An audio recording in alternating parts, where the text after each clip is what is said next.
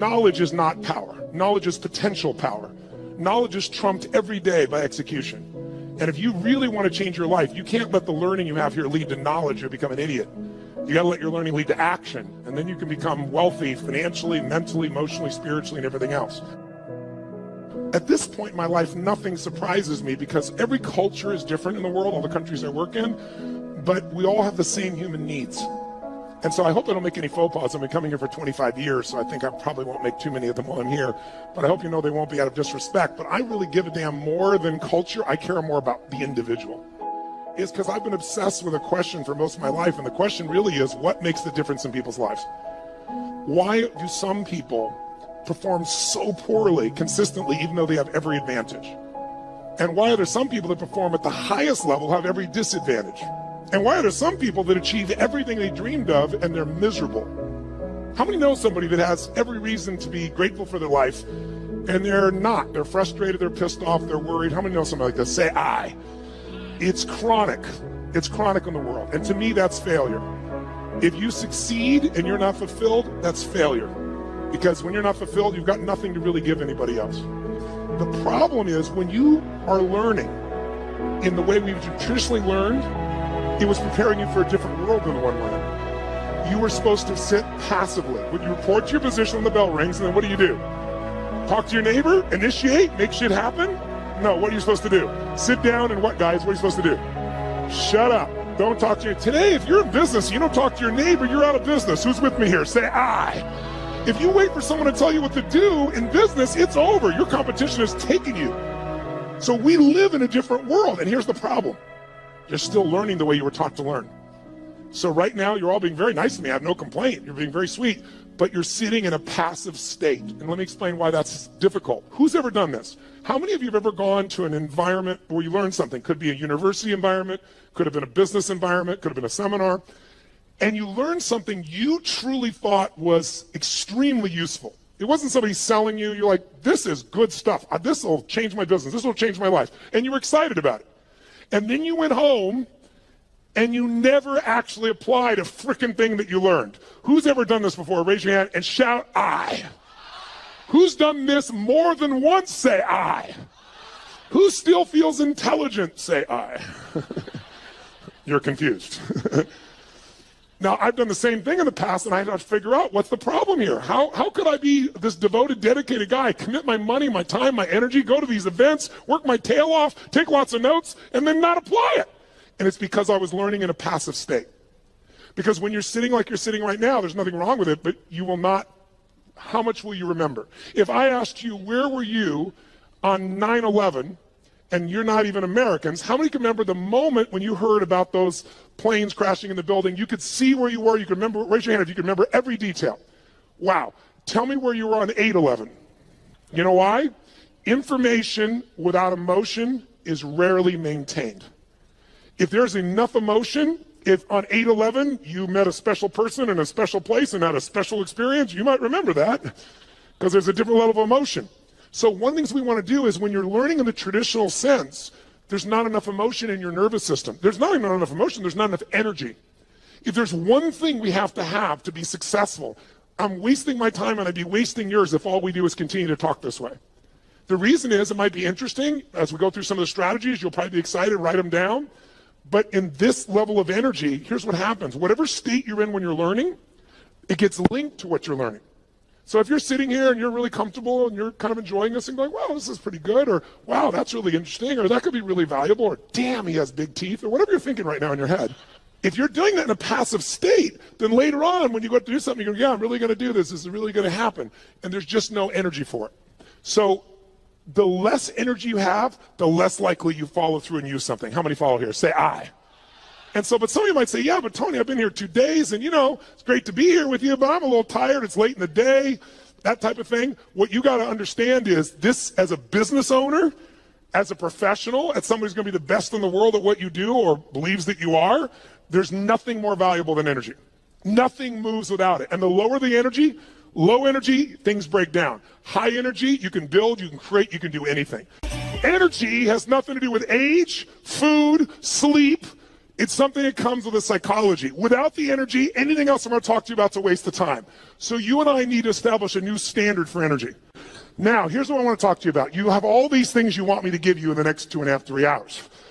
Just make me rich, make me happy, give me lots of sex, make sure that I feel totally confident, grow my business 100%. I'll give you a couple hours. Go for it, kid. So here's the truth. Tell me if I'm right or wrong about this. You tell me.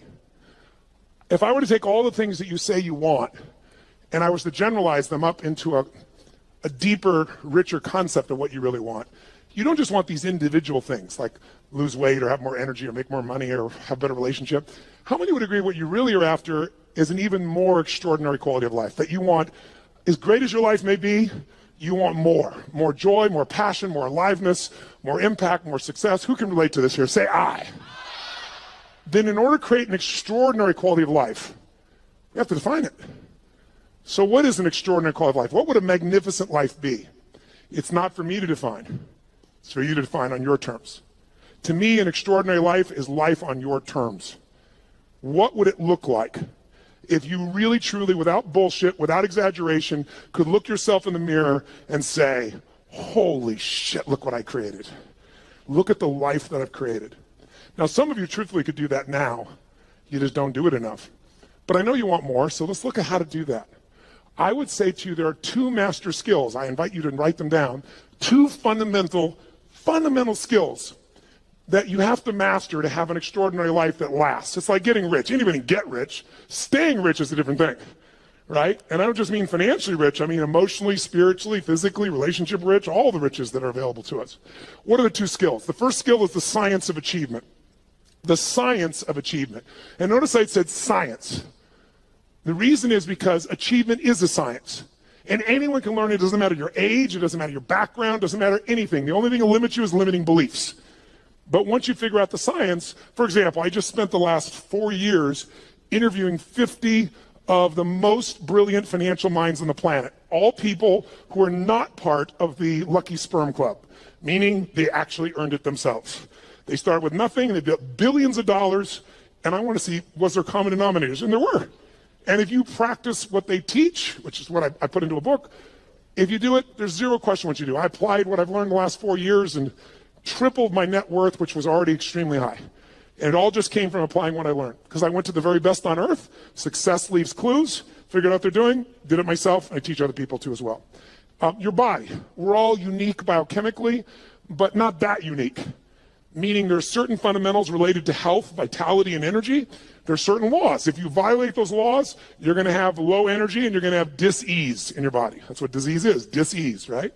If you align with them, you're going to have enormous amounts of energy and you're going to have an extraordinary life because you'll have the energy to make it happen. But those are principles. There are laws. You violate them, you pay the price. Whether you like it or not doesn't matter. Your beliefs don't matter. What matters is those are the rules. Now, all of you in this room, my bet is, have achieved a hell of a lot of you wouldn't even come here. The people that need something like this event the most rarely come. The people that are already successful, to some extent, they want more. They've got momentum. That's why they come. But let's point out real fast what does it take to achieve. I want to give you what I believe, and you tell me if this is right or wrong. And maybe the best way to do this is to measure it. So I want you right now to think of something that you've achieved in your life that once seemed difficult or impossible to you. Something that once seemed like it was a pipe dream, like it would be impossible, but today it's in your life. That might have been starting your own business, and now you have it. That might have been a person you wanted to go out with. You're hoping they'd say yes to going out. You're hoping you'd kiss them. You're hoping you'd make love to them. And now you're married to them. Good morning, and you're gone. Law of familiarity, right? But it was once a dream. It was once like unbelievable. It seemed impossible. Maybe it was earning a certain amount of money. Maybe it was something simple like, how many of you when you were really young, there was a car that was like, or maybe even today, there was a car that was a symbol to you of freedom or success or something. Anybody have a relationship like that, something, right? So you wanted it and it seemed impossible and then you made it happen. How many can think of something right now that once was impossible and it's in your life today, solid, you made it happen? Let me see your hands. Say I. Then here's what I found. The best way to figure out how to duplicate success is to study how you've already done it. So think of that situation that once seemed impossible. It's now in your life. When it was impossible, What made it go from impossible to your life? Think about it.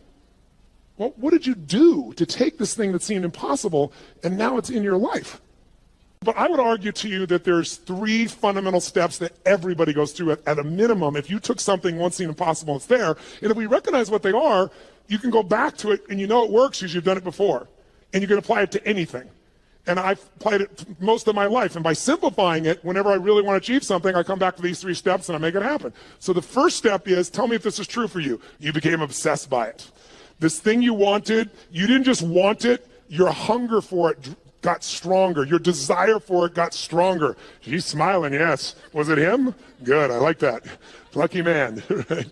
But you had this hunger, you had this desire, but it's a hunger and a desire that wouldn't go away. People always ask me, one of the most common questions I'll get asked by people in the media is, Tony, is there a common trait? Because, I coach all these multi-billionaires now at this point in my life. So I've got guys that have now become, I coach them, but they're now my friends. So people like to give you an idea. Mark Benioff, who started Salesforce.com from zero, and they're going to do this year $8 billion. And he did it right out of one of my seminars. Came up and told me, you convinced me, I'm leaving my company, I'm going to start this business, I'm going to apply the principles you taught. He said it's called Salesforce.com, I'm leaving Oracle, we're going to do $100 million. He thought that was big. Now they're doing $8 billion. But I'm coaching these people. Or to give you an idea, Sir Richard Branson. Richard's a good friend of mine. 400 companies he has. And you say, what do these people have in common? A Steve Forbes, what do they all have in common? What they have in common is hunger. A hunger that doesn't go away. Most people are hungry because things are uncomfortable, they don't like how it is, and they go to try to fix it, or they lose weight to get in the bikini for a month or whatever it is, but the hunger doesn't last. The people that are most successful on the face of the earth, I think intelligence is one of the most valuable things a human being can have and develop. But how many of you know somebody who's incredibly smart and can't fight their way out of a paper bag, right? So intelligence is not enough. What's going to make you maximize your ability is hunger. A hunger that doesn't go away. So in the area where you achieved, your hunger was sustained. You got hungry, you got desirous, but you didn't let it go. How many can relate to this when you think about this item, this situation? You were hungry, you were driven, and you wouldn't let it go. How many can relate to this? Say, I. And because you had that hunger, what did it do? It gave you the drive to do something, which is the second step. Once that hunger is strong enough, it'll pour you into action. So step 2 is you got to take massive what? Write down massive action is the cure-all. We all know it, but we forget it. People say, I don't know what to do. Here's what you do. Try anything. I don't know where to start. Throw up a rock, wherever it lands, start there. The next person goes by, go, I need to talk to you. You're the first person after the rock. Whatever it takes, you can get them going. But what people do is they think they have to know the answer. What they really got to do is get into action. But step 2 has 2 parts. Take massive action and effectively execute. Because if your goal was, let's say, to see a sunset, that's your whole goal, and your plan is you start taking action by running east looking for that sunset, I don't give a shit how positive you are. I don't care how much you believe. I don't care how enthusiastic you are. You are absolutely not going to get the result because you have the wrong strategy, right? So you have to effectively execute. But if you take massive action and what you're trying doesn't work, what should you do? If you have this big goal and you're on fire for it and you're going to make it happen, and then you try something that doesn't work, what should you do? Try something else. And what if that doesn't work? What should you do? And what if that doesn't work? What should you do? Come on, guys. If that doesn't work, what should you do? If that doesn't work, what should you do? If that doesn't work, what should you do? I'll give you an example. How long would give your average baby, your average child, to learn how to walk? How long would you give your average child before you say, hey, stop, you're just not a walker? You go, what are you, crazy? My kid's going to keep trying until he or she walks. Magic formula. No one or almost everyone in the whole world walks. But watch. How many of you like to sing when no one's around? How many sing you sound like hell? Let me see your hands. Why aren't you a singer? Because early in your life someone said, that's horrible. Shut up. That's terrible. Don't do that anymore. You're not a singer. And you believe them. Instead of keep changing your approach until you became a singer. There's nothing you can't create. If you're hungry enough, if you take enough massive action, and if you keep changing your approach until you find the way to effectively execute. Now, there is a way to speed this up, and that is to model someone who's already getting the result you want. why reinvent the wheel, right? If you find this woman is able to have this incredible relationship with her man and she doesn't bitch about him all the time, they're in love, they're passionate for each other, she's not lucky. You want to find out, what is she doing differently with her man than you're doing, right? What's he doing differently with his woman than you're doing? Because if you find that out, you're going to find out it isn't luck. There's something underneath it all. And once you know what that something is and you effectively execute, then you only need one more thing to achieve what you want. And that's grace.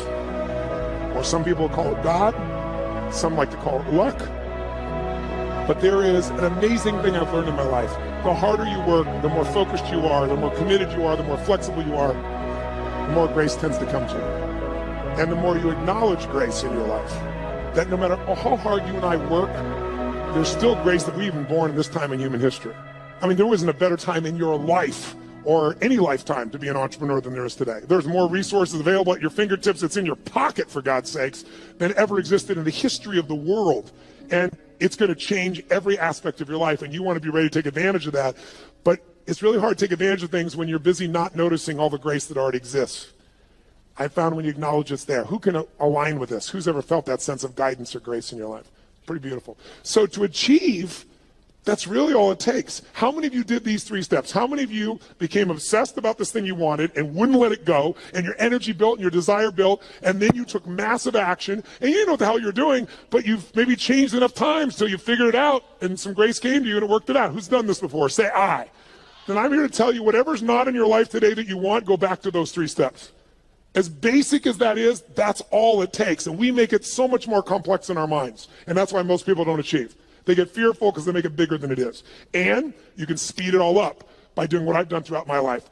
Go find someone who is the best in the world at what they're doing and suck out of their brain whatever they know. But there's a second key lesson. Because how many of you have ever done this? How many of you have ever achieved a goal that you worked your tail off to get to, and then you achieved the goal, and your brain said, is this all there is? Who's had this experience before? Say I. Isn't that a brutal experience? I'd rather fail, because, if guys like you and I, ladies and gentlemen in this room, were to fail, you don't accept failure, right? You just get up and try something else. So failure is actually better because you could still succeed. When you succeed and you're not happy, now you're what I call technically screwed. That's demoralizing, because you worked your guts out and you achieved it and you're still not fulfilled. So the second lesson, I believe, is even more important. And this lesson, if you can take it home tonight, I'm telling you, will change your life more than anything else I know. And I know it from 39 years of working with people, including myself. The second lesson is you must master the art of fulfillment. The art of fulfillment. And that sounds so basic, doesn't it? The art of fulfillment. But notice I didn't say the science of fulfillment. Why? It's not a science. You know why? Because what's going to fulfill you, my dear, you, even if you're dear friends or family, is not the same. Fulfillment's an art. If you want to know what fulfills people, look around this earth. You got to find what it is that will light you up. Because otherwise you achieve and you're not fulfilled. As I said earlier, success without fulfillment is the ultimate failure. You think that if you achieve, you're going to be happy. And I'm here to tell you, you got to happily achieve. And that sounds just like changing one word, but it's a different life. And in order to do that, you have to decide that fulfillment is even more important than achievement. And by the way, you don't have to choose. When you're really fulfilled, you tend to achieve more. But if you're going to be fulfilled by something in the future, and you can't find ecstasy in this moment, you won't find it in the future. More money, more accolades, more acknowledgement, more love, more alcohol, more sex, more whatever it is, it's not going to give you more ecstasy in the future if you can't find that ecstasy now. It's the most important decision of your life you could make today, and it could be worth the entire 2 days times 1,000. The most important decision that I'm offering you to think about making today, the most important decision in your life, what would it be? Some would say who you're going to marry, and I wouldn't disagree with that. That's probably one of the most important things in your life. Who you're going to spend time with is who you become. And if you pick the wrong person, life is a bitch. Or you marry him or her, right? And if it's the right person, life can be magnificent. But as important as that is, and I've made the wrong choice initially and the right choice for the last 17 years, my wife's been the greatest gift of my life. I thank God for every day. But I'm telling you, even more important than that decision. Because your husband or wife or your boyfriend or girlfriend could go away. They could die. They could get cancer. They could leave you. They could divorce you. You're not in control. We all have the illusion of control. We have influence, not control. Not when it comes to other human beings. The only thing we control is what we think about, what we focus on, what we feel, and what we experience. The most important decision of your life is deciding you will be happy no matter what. Because unless you do that, you won't be. And I can tell you achievement is common. Happiness that is sustained is not. If you want to be an achiever, here should be your new goal. To achieve the highest level of daily happiness that any human has ever experienced. Because if you do that, you'll be the ultimate achiever. You'll dwarf everyone else, and you'll achieve as well. So I'd like, in the short time I got left, to do two things with you. I'd like to give you some tools, more tools, for changing your states. You live in a beautiful state. How many like to do that? Say aye. Now, I know many of you, about 35 or 40% of you, came here primarily with the idea of business and business opportunities. So why am I talking about these items? How many of you, your business is like an extension of your identity? Let me see a show of hands. Or it's like your child. How many can relate to that, right? And how many of you have some children that need some correction? And so I do literally a 5-day total immersion on business. So I'm not holding back, but in 3 hours, I'd be sprinkling it. But I'd like to plant just a couple of seeds with you. And there's a unique opportunity that I'll tell you a little more at the end that the Australian government has created, that if you're an Australian citizen, who's an Australian citizen here? Awesome. You can go through my business mastery program and my Unleash the Power Within. One affects your psychology, one does every aspect of business. My promise of the business mastery program is simple. If you don't have $1 million of value out of day one, you can leave on that point. You can even take your notebook with you. Nobody leaves. I've been doing this. I help people grow their business 30 to 130% like clockwork. And I'm talking about businesses like a company called HomeX, the largest home builder in Mexico. They directly relate to us. $750 million of increase in the last 24 months. Or a chiropractor's got 2 members of his staff, an army of 2, and he's doubled his business in the last 9 months, right? That's what I do. My greatest skill. And how do I do that? It's like how I've built all these businesses, but it started with one understanding that I want you to have, and it's why I focus today on achievement and fulfillment, because if you look at any business and you want to know what the chokehold is on the business's growth, it's always the owner. It's always the leader. Because the chokehold is in the form of your psychology and your skills. And I would say to you, jot it down, 80% of success in business is psychology and 20% is mechanics. Now, don't get me wrong. I'm a big believer in strategies because I know one strategy can save you a decade of pain. One strategy can make you $1 million. But if you have the strategy, how many have had lots of strategies in the past and then not followed through? Who's done this before? Say aye. That's why your psychology is the most important part. So I'll give you the details at the end, but I want to plant the seed with you. If you want to grow your business, you've got to grow. There is no business that's going to grow dynamically and consistently and give you huge levels of financial and emotional and spiritual rewards without you growing. But you have to have a way to do it that's disciplined, that gives you both the psychological change, but also the skill change. Some people do have a great psychology, but they know how to make a great product or service, but they're terrible at marketing. And today, by the way, does the best product win in the world we live in today? Yes or no? No. Which product wins? The best marketed product wins. Now, long term, the best product and the best marketing wins. That would be in the past Apple. I say the past because they're slipping a bit, because they've stopped innovating at the same level they used to.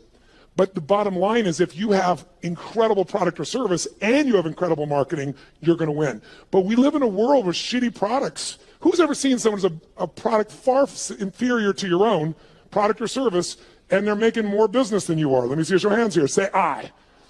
Today, is it easier to market or harder? Which one? Which one? It's easier and it's cheaper, but it's less effective. The reason is, 15 years ago, I don't know what the numbers are in Australia, but I know what they are in the UK, I know what they are in Germany, France, and the US, and it's identical numbers.